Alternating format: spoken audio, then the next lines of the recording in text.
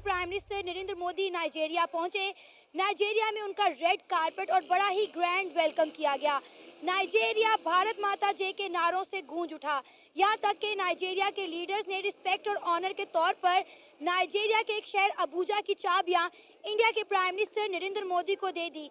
ये तो बिल्कुल ऐसे ही था कि जैसे आप अपने घर को ताला लगाकर उसकी चाबियां सेफ हाथों में दे देते हैं। नाइजीरिया के इस सेकंड हाईएस्ट सिविलियन अवार्ड को अगर देख लिया जाए तो ये अवार्ड पहले क्वीन एलिजाबेथ टू को मिला था 1969 में और दूसरी बार हमारे भारत के प्रधानमंत्री को मिला है। बाकी मुल्कों को मिला करके ये 18th ऑनर किया गया है, 18th टाइम्स। और अगर हम champion of the earth award United nation से जो मिला था 2018 में, अगर हम उसको भी काउंट करते हैं तो 18th अवार्ड के वो हकदार है जो बाहर विदेशी मुल्कों में मिले हैं, मुस्लिम कंट्रीज में मिले हैं। और इंडिया से ये सब नफरत करते हैं और इंडिया की दवाइयां ही अपने मरीजों को खिला रहे हैं। इंडिया के लिए चंद एक लोग नफरत जो करते हैं ना, वो कोई अपना चूरन बेच रहे हैं। नफरत बनती नहीं है, ना गवर्नमेंट सतह पे बनती है ना पब्लिक सतह पे बनती है। ये जितनी भी दुकानें यहाँ पे सब चले जाएं, अभी भी इंडिया की प्रोग्राम चल रहे हैं। इसका मतलब ये भी एक मोहब्बत है। ठीक है, हमने भी एटम बम शबे बारात पर चलाने के लिए नहीं रखे हुए। पाकिस्तान के पास भी न्यूक्लियर है, तो हमारे पास क्या है भाई? ये दिवाली के लिए रखा है क्या? Hey guys, welcome back to new video. आप देख रहे हैं global news Hindi. I hope आप सब बहुत अच्छे होंगे। दोस्तों, प्रधानमंत्री मोदी जी को नाइजीरिया में दूसरे सबसे बड़े पुरस्कार the commander of the order of the niger से सम्मानित किया गया है। और ये पहली बार किसी भारतीय प्रधानमंत्री को नाइजीरिया में इस पुरस्कार से सम्मानित किया गया है। 17 साल बाद हमारे प्रधानमंत्री मोदी जी नाइजीरिया गए हैं, भारत से कोई।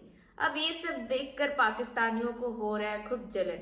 इसके बाद वो ब्राजील जाएंगे G20 की मीटिंग के लिए। अब ये सब देखकर पाकिस्तानियों को बहुत ज्यादा मिर्ची भी लग रहा है, क्योंकि उनके जो प्रधानमंत्री शहबाज शरीफ है, वो जहां भी जाते हैं सबसे पहले वो कटोरा लेके जाते हैं।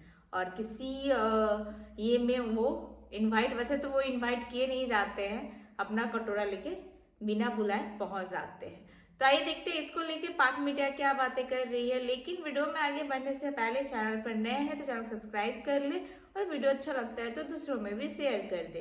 तो आइए देखते हैं आज का ये वीडियो।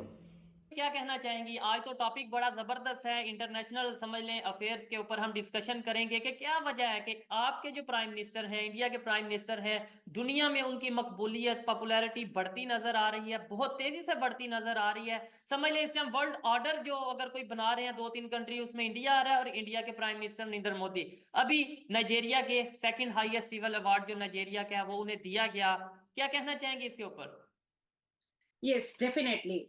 अगर नाइजीरिया के इस सेकंड हाईएस्ट सिविलियन अवार्ड को अगर देख लिया जाए तो बाकी मुल्कों को मिला करके ये 18th ऑनर किया गया है, 18th टाइम्स। और अगर हम यूनाइटेड नेशन के अवार्ड को भी काउंट कर लेते हैं, जो उनको यूनाइटेड नेशन में मिला है, champion of the earth award 2018। हाँ, champion of the earth award United nation से जो मिला था 2018 में, अगर हम उसको भी काउंट करते हैं तो 18th अवार्ड के वो हकदार है जो बाहर विदेशी मुल्कों में मिले हैं, मुस्लिम कंट्रीज में मिले हैं।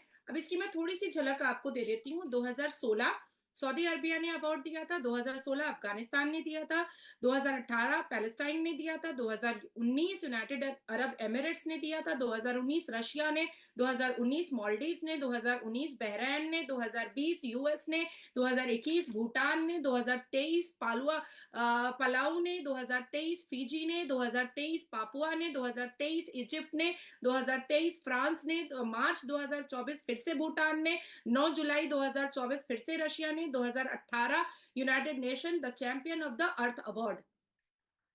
ठीक है, आपने फलस्तीन का भी जिक्र किया। हाँ हाँ, अच्छा, ठीक है, मैंने तो सुन लिया, लेकिन मैंने खुद ही रिपीट इसलिए किया कि जो लोग पाकिस्तान से देख रहे हैं कि ये फलस्तीन वाले गद्दार हो गए हैं, या मतलब पता नहीं क्या इशू है कि इंडिया के प्राइम मिनिस्टर को जो कि मुसलमानों के खिलाफ है उसे हाईएस्ट सिविल अवार्ड दे रहे हैं। मतलब ये मेरी बात समझ में नहीं आ रही। पैलेस्टाइन ने 2018 में grand collar of the state of Palestine award, highest civilian award, हमारे भारत के प्रधानमंत्री आदरणीय मोदी जी को दिया था। जो लोग देख रहे हैं, खासतौर पे जो मेरे मुसलमान भाई देख रहे हैं, एक दफा क्रॉस चेक जरूर करिएगा। मुझे लगता है नाज़िया इलाही खान झूठ बोल रही होंगी, या झूठ मतलब बोल रही हूँ मैं, और अगर मैं सच निकली तो मुझे 2 करोड़ रुपए दिया जाएगा। मैं वही कह रहा हूँ कि मतलब मैं आप ये सोचें कि वो पाकिस्तानी या वो लोग जो ये कह रहे हैं कि फलस्तीन में अगर जुल्म हो रहा है तो इसराइल के साथ साथ इंडिया भी इन्वॉल्व है, हिंदू इन्वॉल्व है।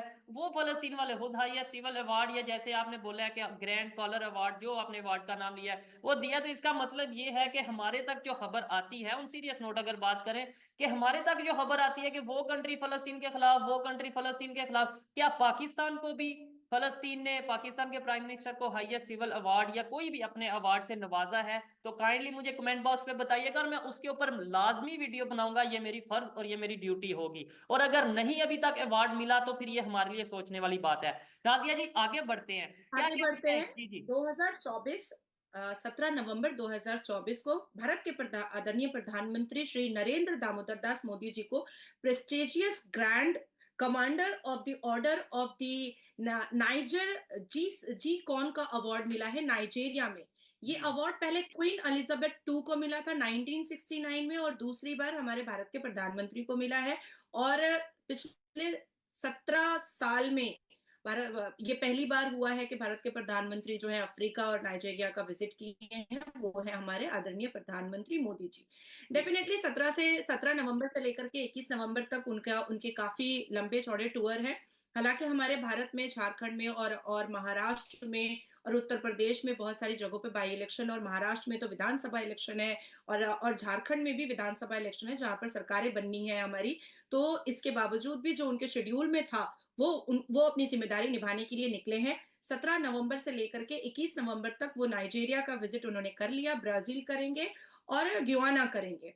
जी अब बात आती है कि इंडिया और नाइजीरिया के बीच में स्ट्रैटेजिक पार्टनरशिप जो है वो 2007 से था, जो ग्रोइंग इकोनॉमिक को लेकर के था। लेकिन क्योंकि हमारे जो पूर्व प्रधानमंत्री थे वो यासीन मलिक के साथ और आतंकवादियों के साथ दस्तरखान पे काफी व्यस्त रहते थे, तो इसलिए उनको नाइजीरिया में या पूरी दुनिया के, पूरी पृथ्वी के किसी भी देश में उनको अपने भारत के लिए इकोनॉमी बूस्ट होती हुई दिखाई नहीं देती थी। इसलिए वो किसी देश का दौरा कम, या हमारे भारत देश में राज्यों का दौरा कम, और वो आतंकियों के साथ और यासीन मलिक के साथ बैठ करके मुर्ग मुसल्लम तोड़ना ज्यादा सही समझते थे हमारे मनमोहन सिंह। देख रहे हैं ना जिस तरह उनका वेलकम किया गया नाइजीरिया में, जैसे ही वो लैंड किया उनका रेड कारपेट वेलकम किया गया। वहाँ पे भारत माता जय के नारे लगाए गए हैं, और इंडियन डायस्पोरा ने अपने रवायती अंदाज में जो है वो इंडिया के प्राइम मिनिस्टर नरेंद्र मोदी को वेलकम किया गया। अगर हम बात करें ब्राज़ील की, तो हम क्यों नहीं जाते? हमारा कोई लीडर हमें ब्राज़ील जाता हुआ दिखाई क्यों नहीं देता? क्या वजह है? हम पे पाबंदियां लगी हुई हैं, या हमें वहाँ जाते वक्त जहाज़ों में ज़्यादा पेट्रोल लगता है, या हमें मना किया गया कि भाई आपने वहाँ नहीं जाना? हम क्यों नहीं जाते?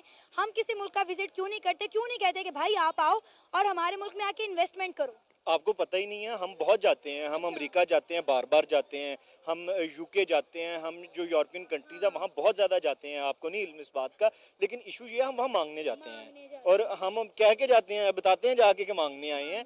तो इसलिए वो मैं आपके घर अगर आऊँगा ना बोरी एक चावलों की या गंदम की लेके कि मैं आपको ये गिफ्ट करने आया हूँ, तो आप मेरा बड़ा अच्छा वेलकम करेंगे। मैं आपको कहूँ मैं कम कीमत पे बेचने आया हूँ, तब भी आप मेरा वेलकम करेंगे। लेकिन मैं आपको कहूँगा मैं तो गंदम लेने आया हूँ, वो भी पैसे नहीं मैंने देने, तो आपको भी एक दफ़ा दो दफ़ा आप मुझे वेलकम करेंगे, तीसरी दफ़ा कहेंगे क्या ये पीछे पड़ गया बंदा।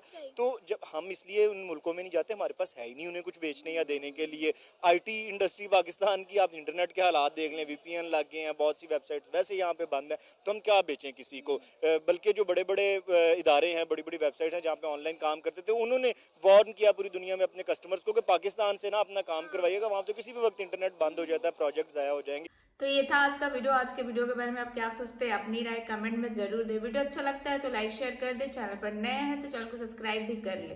तो फिर आपसे मिलते हैं अगले वीडियो में। अपना ख्याल रखें। जय हिंद, जय भारत।